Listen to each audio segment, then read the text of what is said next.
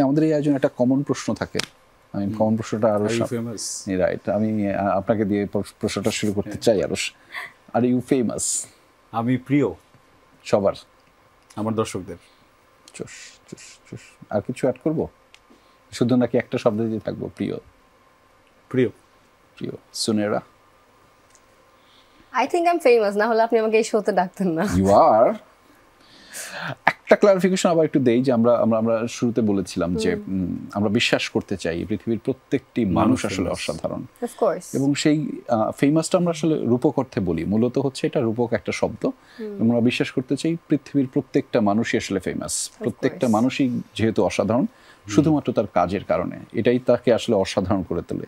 ফলে এই ফেমাস শব্দটা একটু অসাধারণ অর্থে ব্যবহার করা হয়, তার কাজের জন্য ব্যবহার করে, বাট ইটস এ রূপক একটা একটা আমরা অলংকার যুক্ত করতে চাই। আপনার কাছেও একই প্রশ্ন, প্রথমবারের মতো, আর ইউ ফেমাস? সম্ভবত না। কেন না? মানে এমন কোনো কাজ করা হয়নি যেটা ধরেন ফেমাস তকমা লাগে, সেটা ধরেন নিজের সাথে যুক্ত করতে পারি। আর কি করা বাকি?